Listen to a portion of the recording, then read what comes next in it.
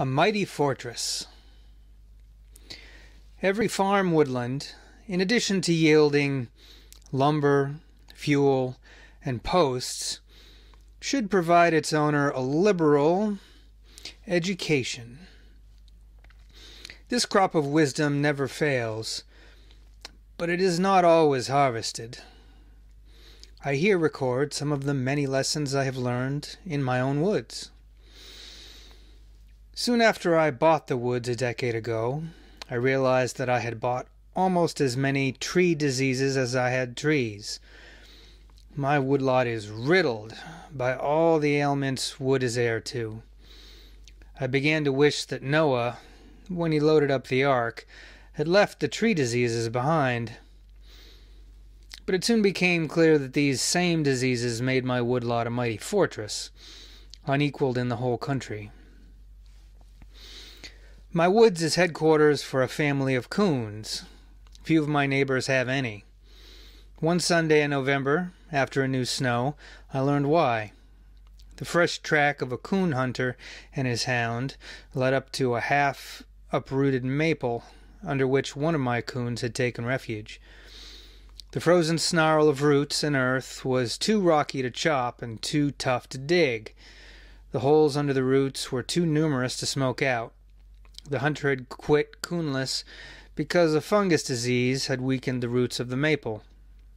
The tree, half tipped over by the storm, offers an impregnable fortress for coondom. Without this bomb-proof shelter, my seed stock of coons would be cleaned out by hunters each year. My woods houses a dozen ruffed grouse, but during periods of deep snow my grouse shift to my neighbor's woods where there is better cover. However, I always retain as many grouse as I have oaks wind-thrown by summer storms. These summer windfalls keep their dried leaves, and during snows each such windfall harbors a grouse.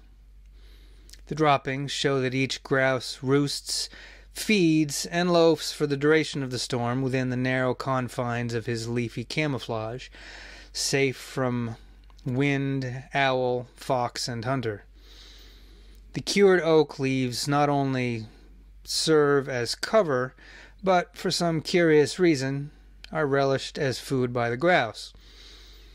These oak windfalls are, of course, diseased trees.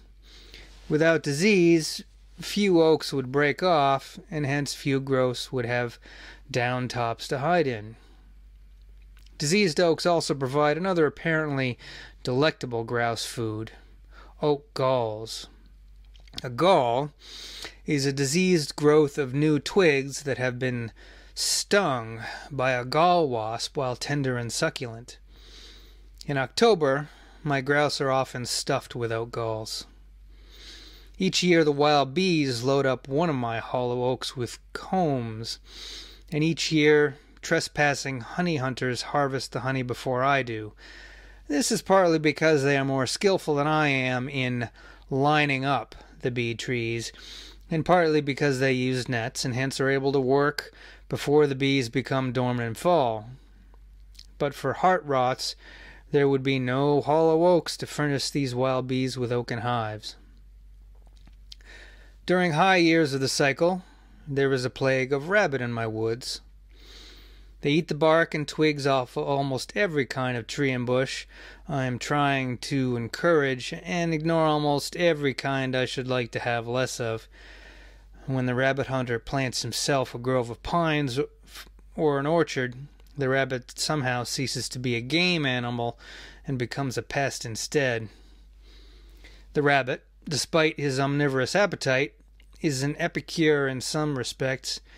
He always prefers a hand-planted pine, maple, apple, or a wahoo to a wild one. He also insists that certain salads be preconditioned before he deigns to eat them. Thus, he spurns red dogwood until it is attacked by oyster shell scale, after which the bark becomes a delicacy, to be eagerly devoured by all the rabbits in the neighborhood. A flock of a dozen chickadees spend the year in my woods. In winter, when they are harvesting diseased or dead trees for our fuel wood, the ring of the axe is dinner gong for the chickadee tribe. They hang in the offing, waiting for the tree to fall, offering pert commentary on the slowness of the labor. When the tree at last is down, and the wedges begin to open up its contents, the chickadees draw up their white napkins and fall to. Every slab of dead bark is, to them, a treasury of eggs, larvae, and cocoons. For them, every ant-tunneled heartwood bulges with milk and honey. We often stand a fresh split against a nearby tree just to see the greedy chicks mop up the ant eggs. It lightens our labor to know that they, as well as we, derive aid and comfort from the fragrant riches of newly split oak. But for diseases and insect pests, there would likely be no food in these trees, and hence no chickadees to add cheer to my woods in winter. Many other kinds of wildlife depend on tree diseases. My pileated woodpeckers chisel living pines to extract fat grubs from the diseased heartwood.